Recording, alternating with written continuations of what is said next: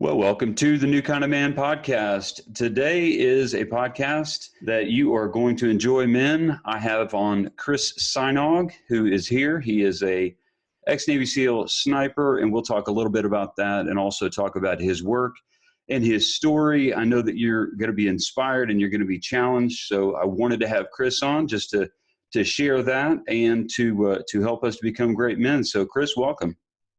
Hey, Chad, thanks for having me. Yeah, what is your current context? I know you live in San Diego. What else is going on in your life? You married, kids? What's that look like? Yeah, I am married. Been married 17 years now. Yeah. And got two boys. They're 14 and 16, and they are just amazing kids. They are nothing like I was as a kid, so that is a very good thing. So they think they get that from their mom. For sure. Look from me. Yeah.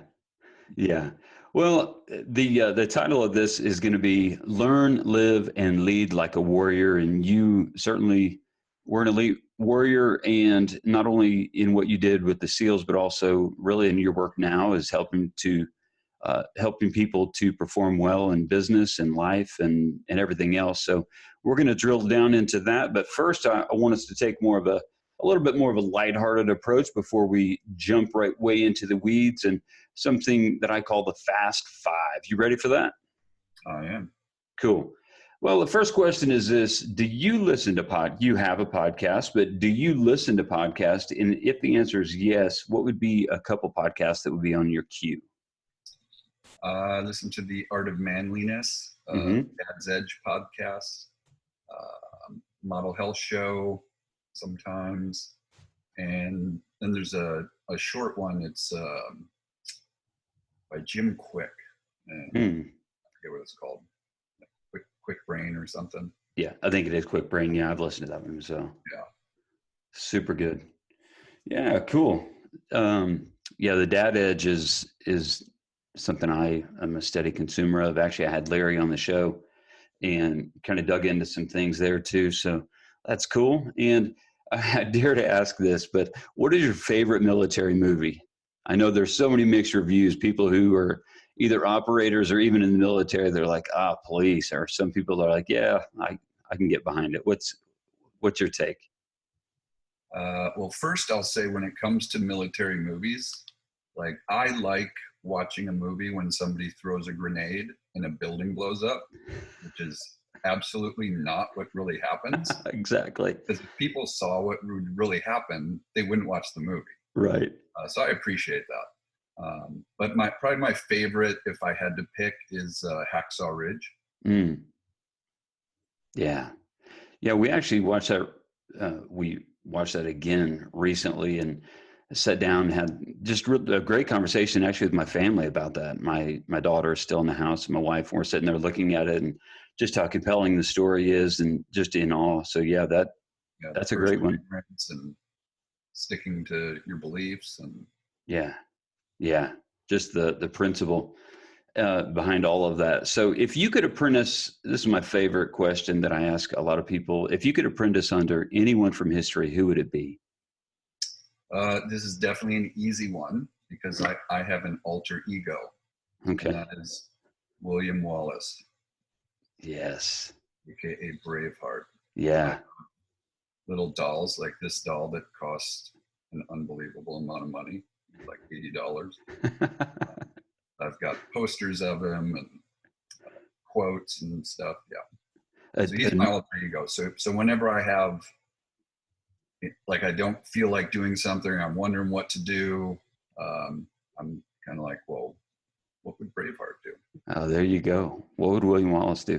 I'm trying to gloss over the fact that I'm talking to a Navy SEAL and you just had a doll in your hand. I'm like, I'm struck by that. I don't even know what to do. Yeah.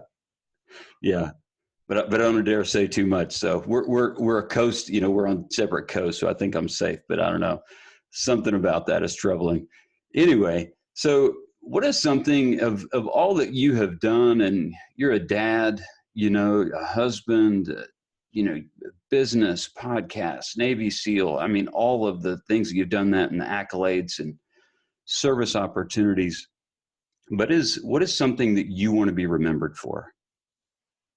Another easy question, being a great father. Yeah, same here. Yeah. Same here. My mission in life. Yeah.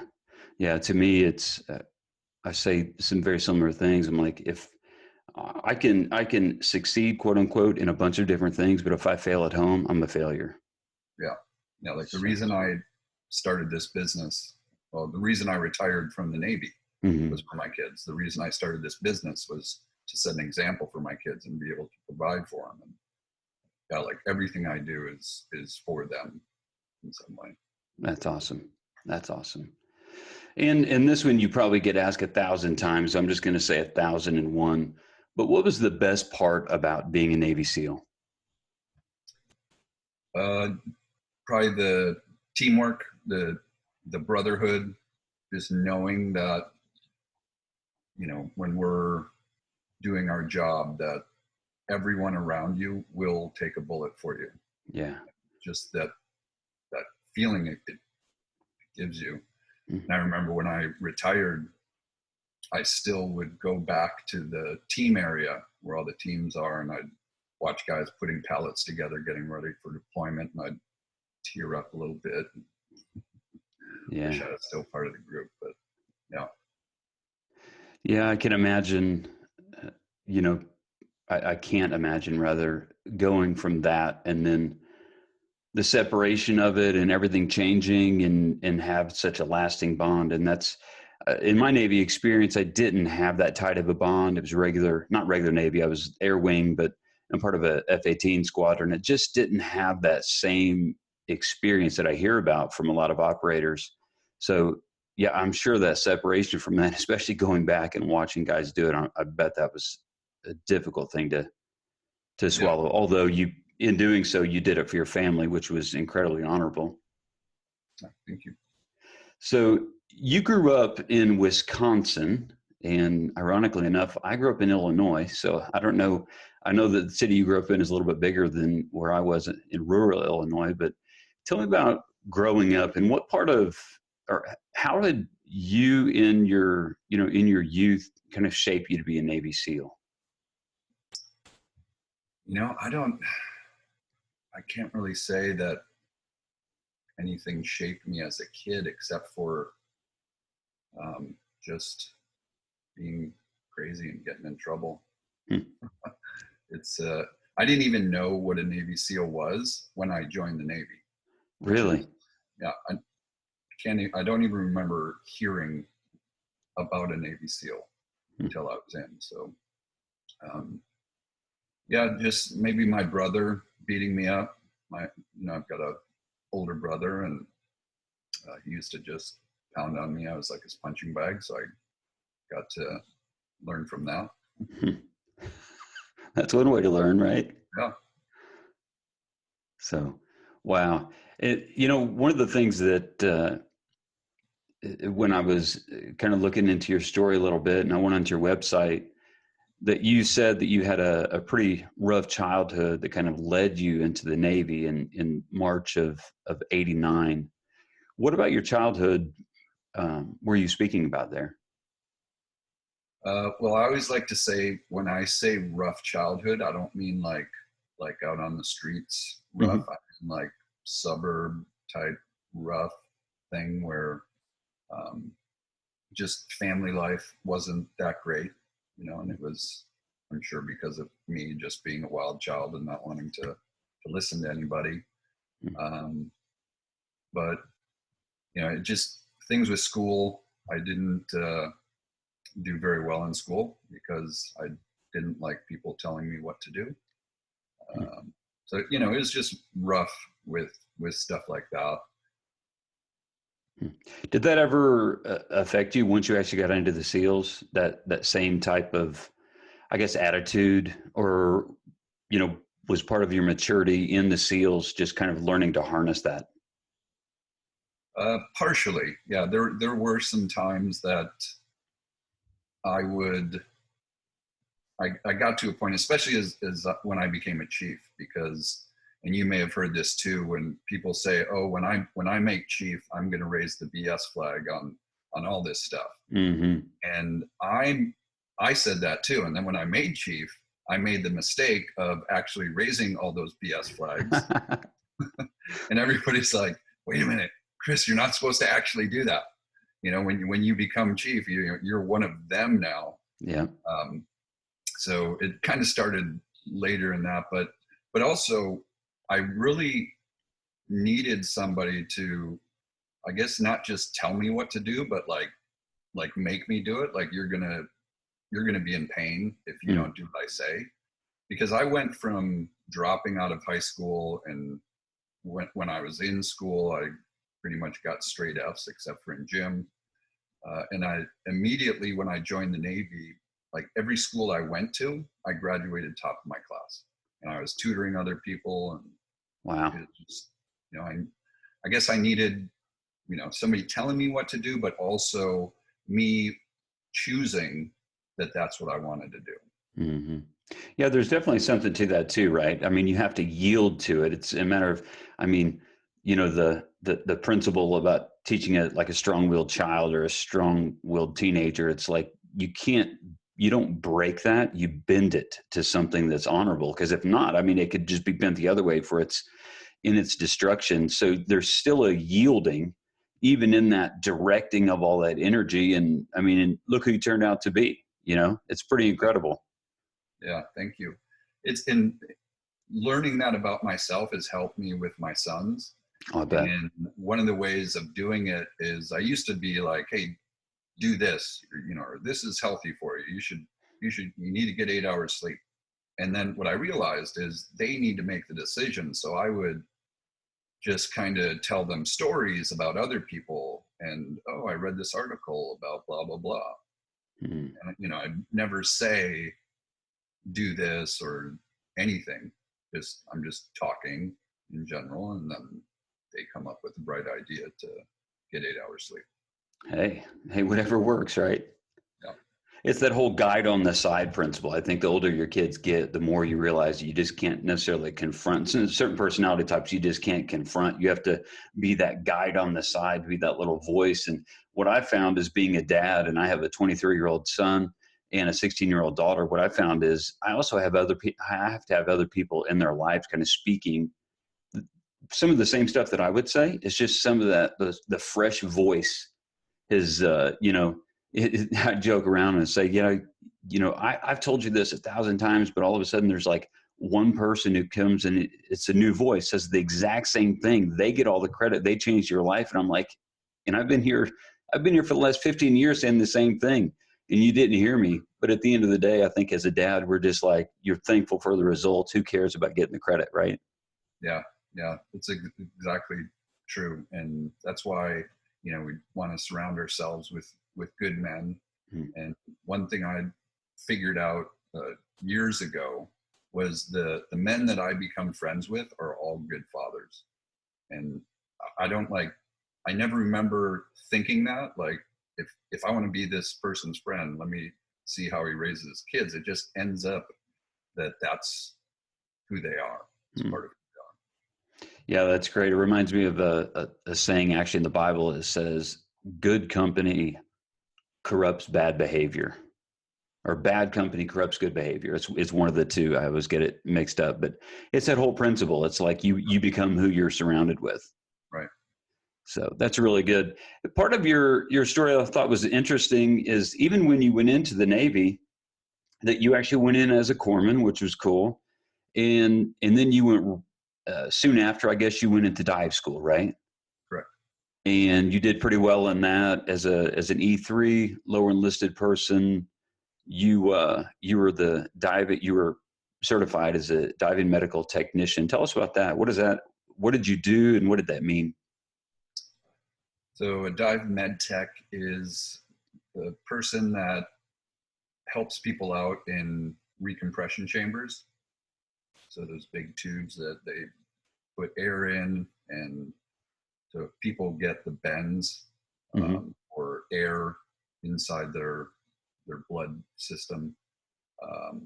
I would go in the tube with them and treat them inside the tube. And when I went through dive school.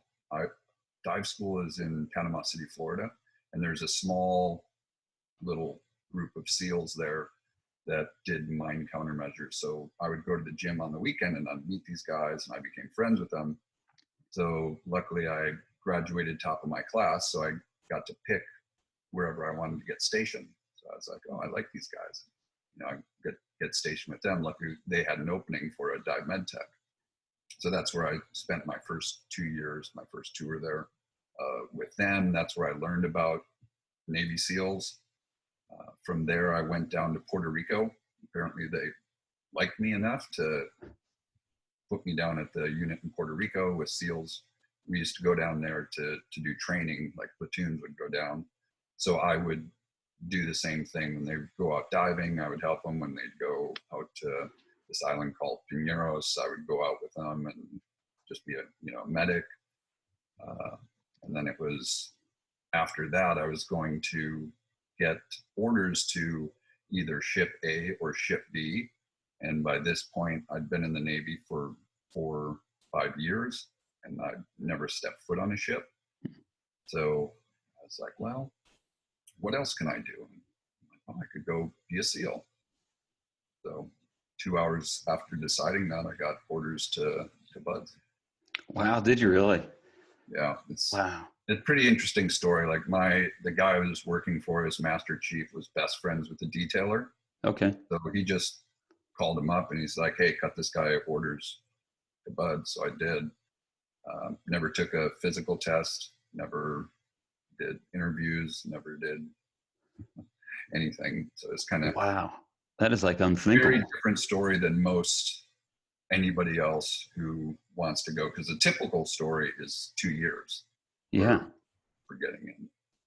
Yeah, it's the initial pipeline and then selection, and hopefully you end up, getting called and you can make it through. That's a pretty amazing story. I guess it all depends on who you know at times, right? Yeah, it was good for getting me orders there. Where it wasn't good was when I was going through BUD/S. I had known so many SEALs already that at least once a week we'd be out on the grinder, PTing, and then I'd hear, Sajnog, do you know Chief Smith? And I'd look up, and it's some buddy of mine that I know, and I'm like, oh no. So I got to run up there and, yeah, Chief says you told everybody that BUD/S was going to be easy. And your only answer is hoo-yah, right? You can't say no, because then you're calling them a liar. So yeah, which means a lot of different things. Right. Depends on who you're saying it to, but hoo-yah, and like, okay, go down in the surf and come back with as much sand in your mouth as you can. Yeah. Wow, that's it was remarkable. all in good fun. Yeah, good fun. It says the guy who retired from the SEALs. I don't know if a mouthful of sand is good fun. So for most people, but I can imagine. I guess it all depends on the attitude, right? Definitely. Even in that, hoo-yah, right? And that's all you say. So you talked about what kind of person you were in high school, but why did you choose the Navy? Because you didn't know what a SEAL was. Why did you choose the Navy initially? I was living in Ohio. I had met a girl on spring break, and that whole crazy story of being young and dumb, and yeah, she was in Ohio, so I moved to Ohio to be with her. And then a story I won't get into, where I was arrested for grand theft auto, and then I got out of jail. I didn't have a car, I didn't have a place to stay, and I ran into this recruiter for the Navy, and he was like, hey, I'll give you a place to stay. And I was like, all right, I'll take it. Wow, I've never heard that story before. I've heard a lot of different ones. He was a corpsman. The recruiter was a corpsman, so he's like, you should be a corpsman too, because if you go on a ship, you get like air-conditioned space and you don't have to chip paint. I was like, all right, that sounds cool. And yeah, I think I'm just easily impressionable, because he told me that, and then my company commander in boot camp was a diver. So he's the one that said, well, you should try out for dive school. Okay.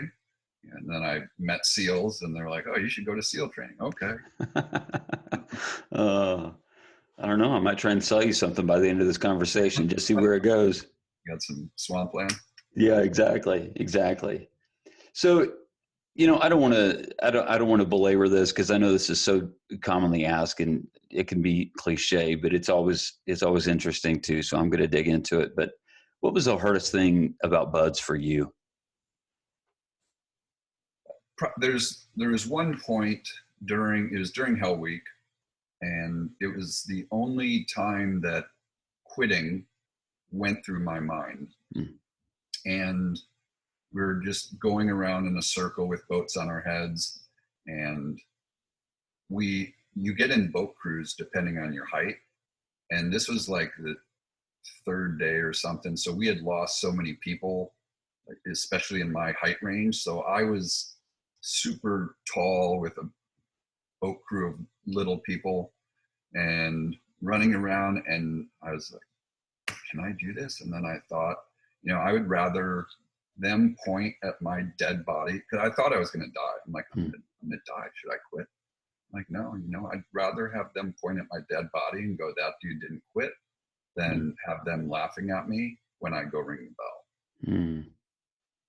Was that kind of a common phenomenon? Would they laugh at somebody who's going to go ring the bell? Or would it be, I think that sometimes that we can, in our mind, we can kind of formulate how solemn it is, but, because it is one of those things that somebody's quitting and there could be a million different reasons why someone does. But like, is it something that's common that they laugh and just kind of laugh it off like when another one didn't make it? Or is it more of a solemn, respectful thing?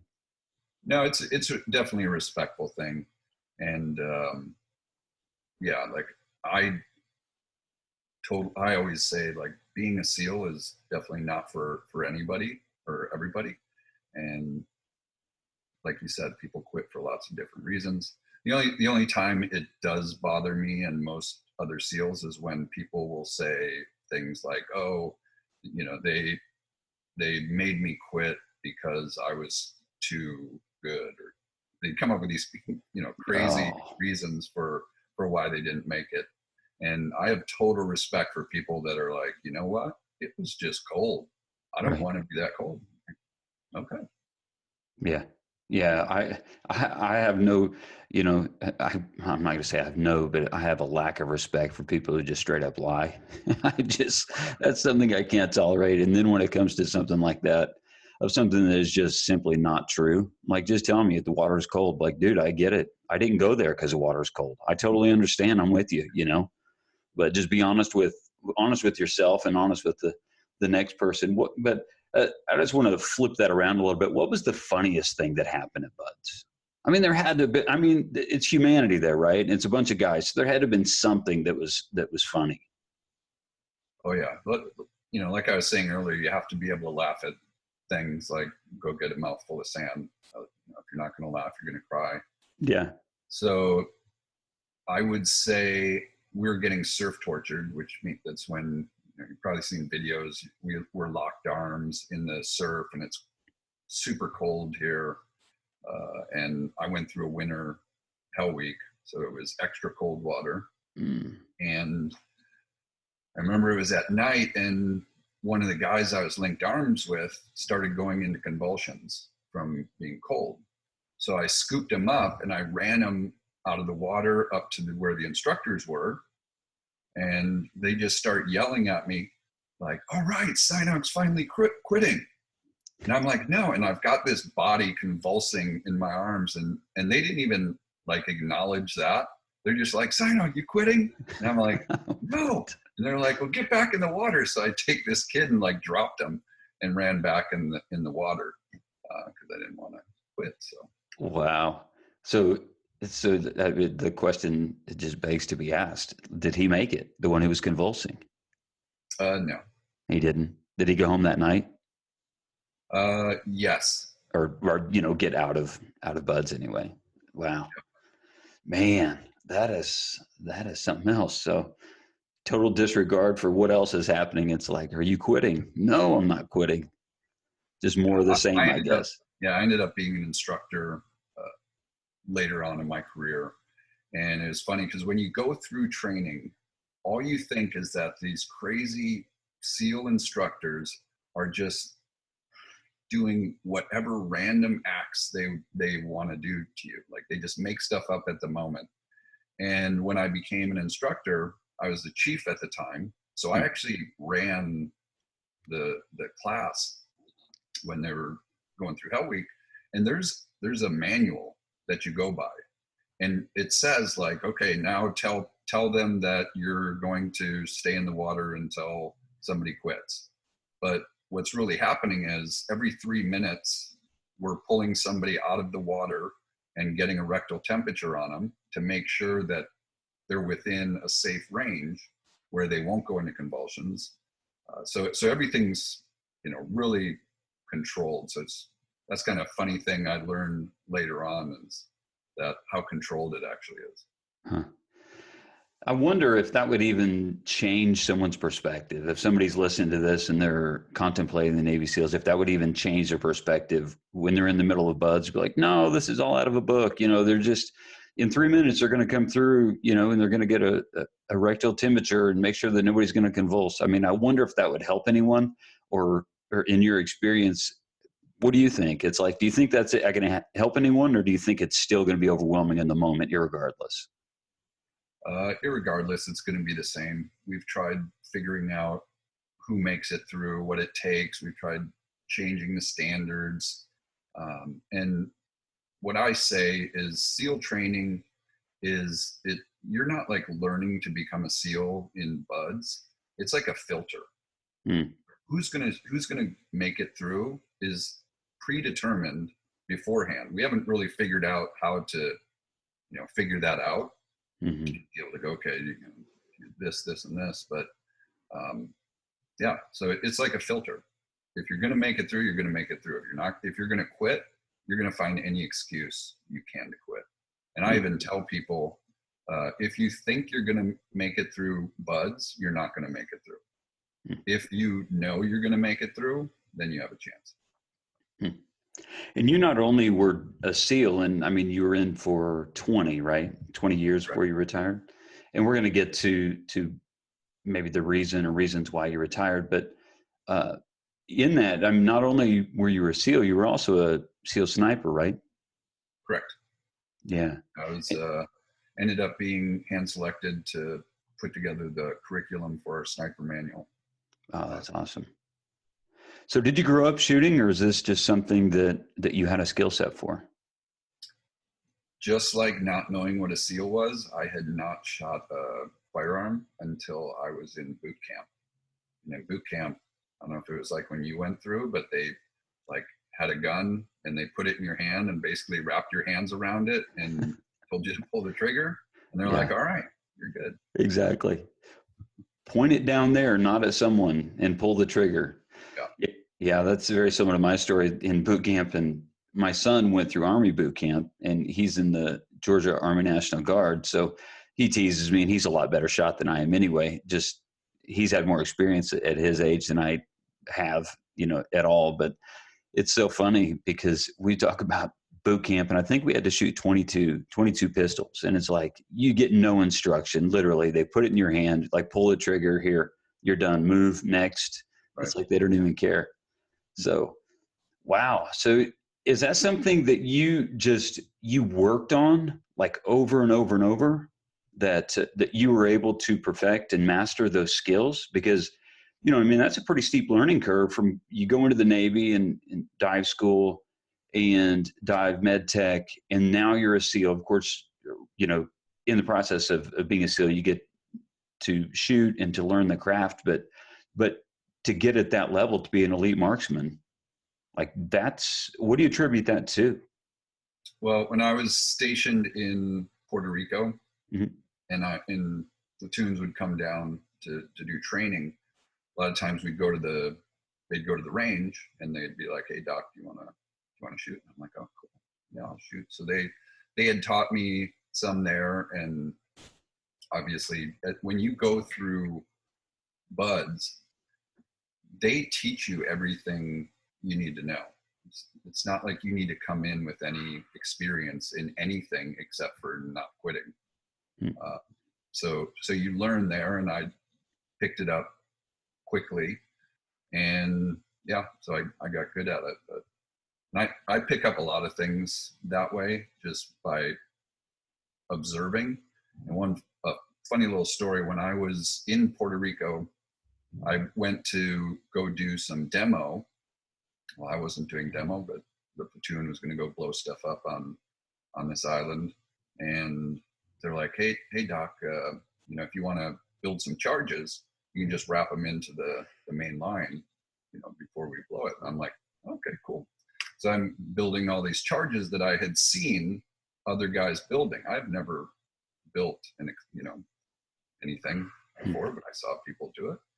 So I'm doing it, and everything went great until the lieutenant from that platoon went and talked to my XO, executive officer. Mm-hmm. He's like, hey, Doc really knows his demo. He's good. Thanks for letting us use him.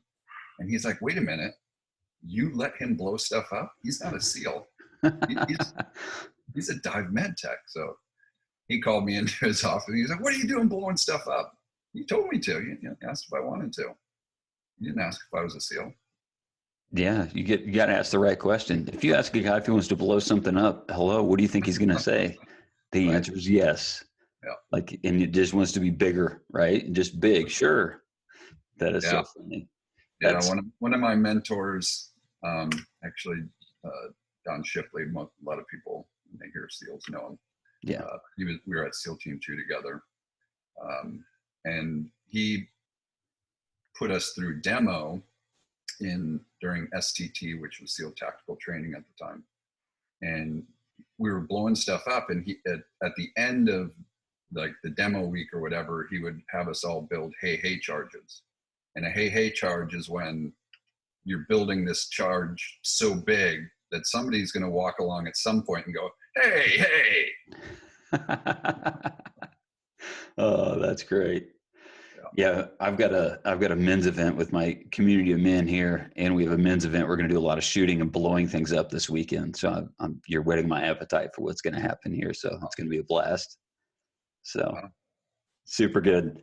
Well, I just want to ask you this: going through that whole process, and then, you are you're an E7, so that's senior enlisted. For those of you who don't know, don't have been prior military. Senior enlisted, you got a whole different color uniform. With it comes responsibility of leadership, but it's different than just a regular enlisted. What inspired you to get out? It was actually being a father and being my kids. I had come home from my last deployment, and I realized just from the reaction of my sons, they were like 2 and 4 at the time, that I wasn't a father. And I had already decided, like, as soon as we had kids, I was like, man, this is my mission in life. My father left when I was like 2 months old. Wow. And my mom just corrected me on it, because I did a podcast like last week, and she listened to it, and she's like, and I had said 2 years old. She's like, no, you're 2 months old, and blah, blah, blah. Wow. So anyways, I got it right this time, Mom. But yeah, so I was like, man, I'm not the father. And what really hit me was my 4-year-old wasn't eating. He like stopped eating, and people were trying to get him to eat, and he wouldn't do it. And then finally one day he says to me, he goes, Dad, if I eat, I'll grow up. If I grow up, I'll become a daddy. If I become a daddy, I'll have to leave my family. He just, 4 years old, thought that's what happens if you grow up, is you leave your family. I was like, whoa. And the day he said it, the following day, I was supposed to go in and re-enlist for 5 years and get a $250,000 tax-free bonus. Instead, I submitted my retirement papers the next day. Wow. Man, yeah, that had to have been a jarring thing. Oh, yeah. So when you left the SEALs, did you just see it as your mission had just shifted to where now it was just at home? So did you take all that intensity that you had to direct, in the SEALs and the sniper school and all the stuff that you did, Did you then just direct it towards home? I did, yeah. And I didn't know what I was going to do. I started a business when I was in my last year. During my last year, I got 9 surgeries to rebuild me. Wow. And so during that time, I spent a lot of time on the couch. I'm just like, well, what am I going to do? I started a business doing home energy audits where I'd go into somebody's house and try to save them money on electricity and stuff by using, because I had learned as a sniper how to use thermal cameras and stuff. Mm-hmm. So I used a thermal camera to look at where they're losing heat or cold or whatever in their house. And surprisingly enough, in California, where you think everybody's so energy conscious, Mm-hmm. they're not at all. Nobody wanted to pay $300 to save $3,000 a year. Wow. Or maybe my marketing just wasn't good at the time. But anyways, that didn't pan out. And during that time, I ended up getting an offer to train the Coast Guard's a small group that they have. It's called Pactaclet, where they do boardings on boats that they suspect will have drugs in it on stuff. So I ended up teaching that, working for Homeland Security for 6 years doing that. And during that time, I realized I was still gone a lot, and because I was gone training with them pretty often. So like, man, I need to do something else. So that's when I started Center Mass Group and started kind of doing the online thing. Mm-hmm. I'm doing now. Yeah, that's super cool. Yeah, that's just how it's amazing how things unfold in life, and you go and just using the same or some of the skill sets that you learned in sniper school with did you say infrared or FLIR or thermal? Sorry. I always get those 3 things mixed up. But yeah, just using that, and then you're like, yeah, hey, I can help people and make a living maybe and do that, and then use that skill set, and then the skill set of, training them how to board ships, which is an amazing thing to see. One of the times that I was on the ship, I don't know if it was a 6-month or what it was, but actually a group of SEALs basically did a demonstration right next to us, in like mock taking over a ship and all that, and they literally set the stopwatch to show when they had control of the ship. It was incredible. But in watching all that, but you basically took the same skill set, things that you had learned, and just adapted them to everyday life. That's just a really cool thing. How have you become a better dad because you were a Navy SEAL? Well, the getting out part was probably the biggest thing. Like realizing is just like a big punch in the face of how important it is to be a father. But the discipline has been really helpful. The skills that I learned as far as like running sniper school and writing the manual, I learned to teach people well, and that's helped me with this business. It's helped me teach my sons how to play sports. So I adapt how I teach shooting now, where I came up with a process called the New Rules of Marksmanship, which is how I teach shooting, and I adapted it to be able to learn anything faster. So my 16-year-old son just got an offer, not an offer, but Pepperdine University is interested in him for volleyball, which is pretty cool for being a sophomore in high school. Yeah. And my 14-year-old is an amazing soccer player, and I got him a full-size goal in our backyard and put up like 50-foot netting all around our backyard so that we don't lose 20 balls a week like before. For sure. He's out there every day, and I would teach him things like, okay, if you want to take, like, he does all the corner kicks for his team because he's become so good at it. But he got good at it because he listened to me And I was like, you need to work on focusing and doing the same thing that you can repeat every single time you're going to kick that ball. So come up with your process that you're going to do, focus on the right spot, and then relax and let it happen.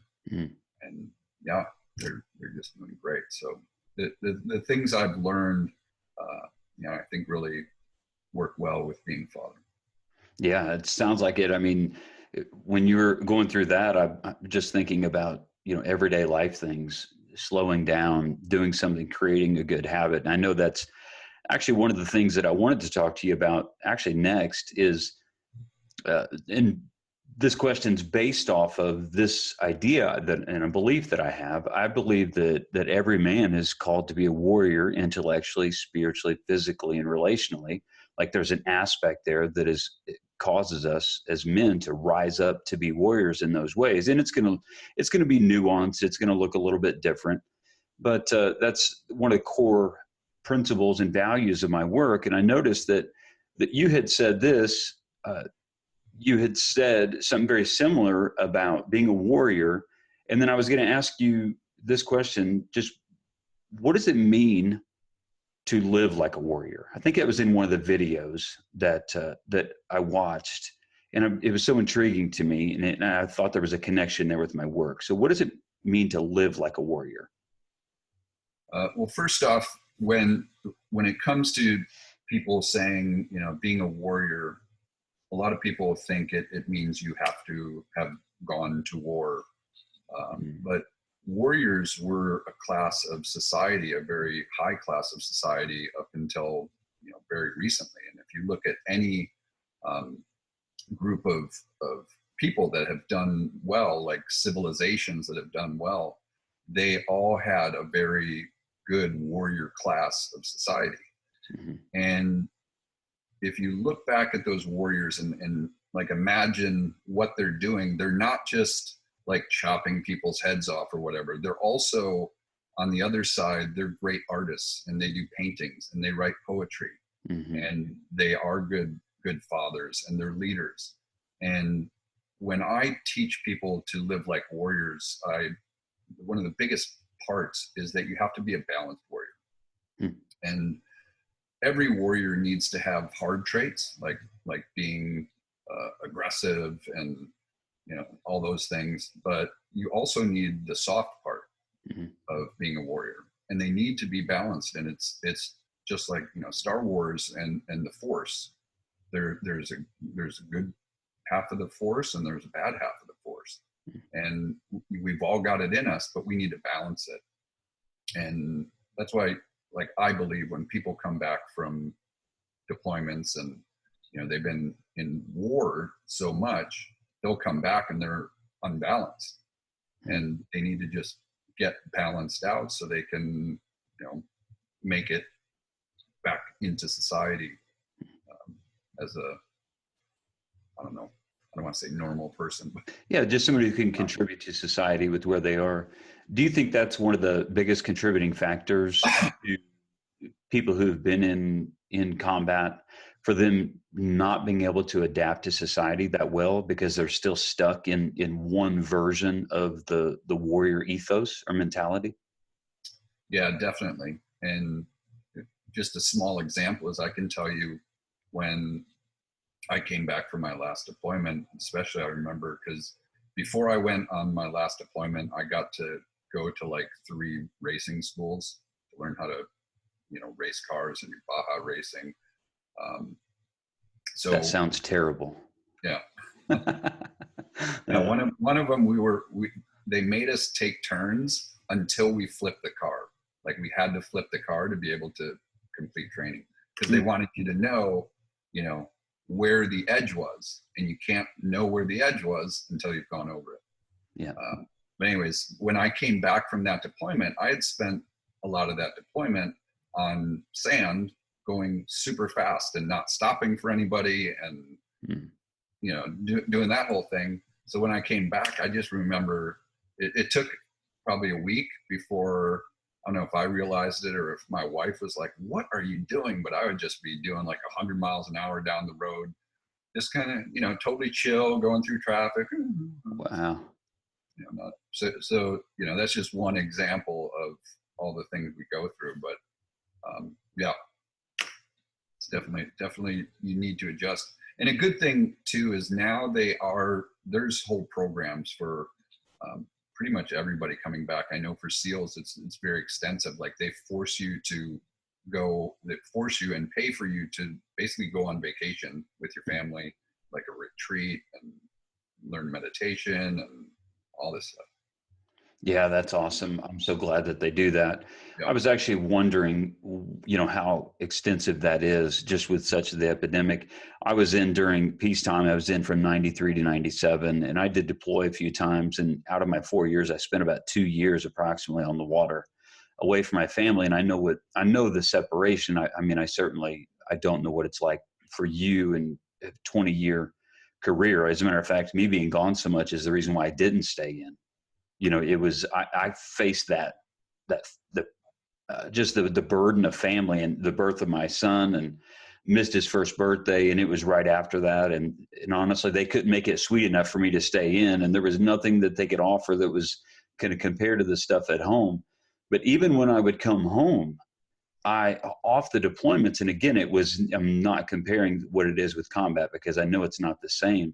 But I had a hard time coming back even from my deployments of being able to connect and integrate back into the family. And, I tended to be selfish, and, we would celebrate, hey, everything's great. And then like the honeymoon would just kind of go on and on and on. And I never really dealt with who I had become while I was out there. Yeah, it's definitely, there's a special thing just with families that, like the thing with my son not eating, like there's something there, like they have to do their own schedule and become a family by themselves, knowing that you're gone. So they have to, like the wife has to take care of everything, and take care of the kids and take care of the house, and and then now you come back in and you throw your sea bag on the thing and like, hey, do my laundry. Right. Yeah, I remember that I believe I was in Italy, and I'm trying to think, I think it was Naples, and I'm right alongside the road, and this is old school before we even had phones. So, cell phones. So I'm on the curb talking to my wife, and cars are zooming by, and I'm talking, and it's the way it used to be, where it cost you stinking $5 a minute to talk. And it was just ridiculous back then. And before all the technology. And I remember talking, and I'm just talking a mile a minute. It's like, yeah, I get to go do this, and we're getting ready to go to Rome, and we had already been to France, I think. And it was just like, I was so jacked up and excited about it. And she's like, yeah, I've got to let you go because, I need to change your son's diaper. I mean, it was just something so simple. And I just stopped, and I was like, whoa, her world continued without me. Yep. And in my world is actually not, it's not the only world. So it brought me to a place of humility in that moment. I'm sure you've had many of those things too. Yeah, definitely. They get their schedule going and they're doing good, and then all of a sudden you just pop back in, and that schedule is now like everything's discombobulated. And I learned from, I only did one deployment with the kids, so it wasn't so bad. But on shorter trips and stuff, I had learned that I had to just kind of stay on the outside a little bit when I came back and be like, hey, where can I help? What do you guys normally do now? And not try to be the leader that I was on deployment, and realize, wait a minute, I mean, I still need to, be the leader of the family, but you can't just jump right in and go, okay, this is what we're doing now. This is how we're going to do it. Yeah, that's really good. And that takes a lot of humility too, to go from leader, everybody's looking at you, and then going home and saying, hey, what are we doing next? Right. But that's awesome. Well, I know that we're on the back end of the podcast, but I just wanted to just kind of ask you this question and get your opinion on just a couple different things, if you have a couple moments about this. But Sure. I was just going to ask you, what are like some problems or some things that you're seeing in men today that need to change, generally speaking? Uh, well, generally speaking, there's this thing, I'm sure you've heard of it, this thing about toxic masculinity, Mm-hmm. like being a man is bad. And I think men are, some men are starting to like kind of accept it and be like, oh, right, me being, being manly is somehow not a good thing. Mm-hmm. And I think that's just terrible for society, because people are, it seems so many people now are trying to say, oh, men and women are the same, we're all the same.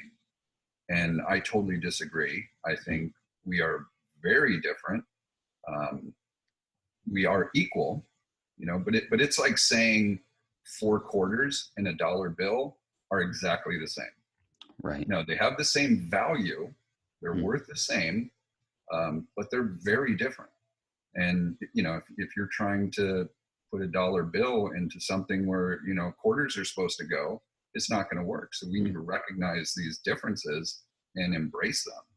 And I always say it's like telling boys not to fight is like telling a bird not to fly. It's like, be something you're not, or suppress what's in you. Mm-hmm. And I think that's terrible with just in general society, what's happening with men. Yeah, I agree with you wholeheartedly on that. I think that is an epidemic. And I just a phrase comes to mind: form fits function. Like, the form and even the skeletal type of a man and woman are different, and they're different for a reason. Men are body type, generally speaking, without some sort of defect, of course. But generally speaking, we were made to carry a physical load, to work and to strive and do those things. And so the form fits function. We are different. And I love how you articulated that. And I never heard that analogy about a dollar bill and 4 quarters. That to me is great, because the value is still the same. Every human being, born or unborn, in my opinion, has intrinsic value and dignity and worth, and needs to be protected. Yep. And so because of that, you know, looking out, I mean, I think that men, in our role, we should be people who are standing up for everyone who is vulnerable, standing up for ourselves and standing up for anybody who's vulnerable.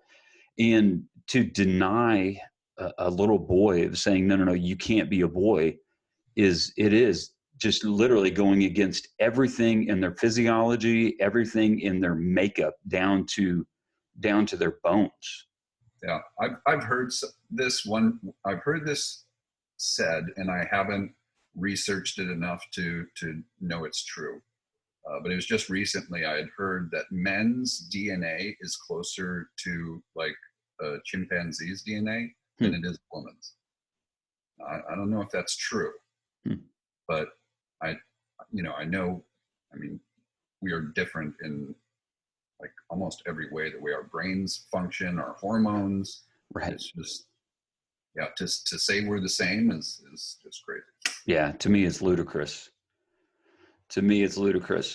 Well, let me just ask you this, and we'll kind of wind it down with this, Chris. What kind of encouragement would you give to a guy who maybe right now has lost his way? Like maybe he's believed the lie that that true masculinity is toxic and needs to be avoided. What would you say to a guy who's starting to doubt his true masculine form and responsibilities? Well, I would say, um, uh, it's a good question. I like to tell people things like, if you've never been punched in the face, like you need to go get punched in the face. If you're a guy, um, watch some manly movies, grow a set of nuts, which are non-negotiable, unalterable set of terms. And those are just things in your life that you're like, and that's going back to one of your first questions about favorite military movie in Hacksaw Ridge. That dude had a serious set of nuts to never change what he was going to do, no matter the circumstances. He believed in that, and nothing was going to change it. And if you start living your life like that, if you have and it doesn't really matter what they are for you, everybody's going to be different. But once you start living by your rules, you start feeling more manly. You're like, oh wait, I'm in charge of myself. And once you're in charge of yourself, and one thing too, is that I tell people to stop lying to yourself. That's the number one thing I think the number one person most people lie to is themselves. Mm-hmm. And it's little things like, and if my wife listens to this, she's gonna yell at me or make fun of me because I said I was going to get up at 5 the other day, and I didn't get up at 5. But it's these little lies that we tell to ourselves, and it's saying something like that, and it's that small. Hey, I'm going to get up at 5 tomorrow, and then your alarm goes off, and you're like, you know what? I really don't have a meeting until 9, so I can just sleep in, and hit the snooze button. Well, that's a little lie you just told yourself. So whether you know it or not, inside, you're going, oh, I don't do what I say I'm going to do, and that makes you less manly. So start, if you say you're going to do something, do it. If you say you're going to work out, go work out. If you say you're going to get up, get up. Yeah, be a man of your word, that integrity piece, right?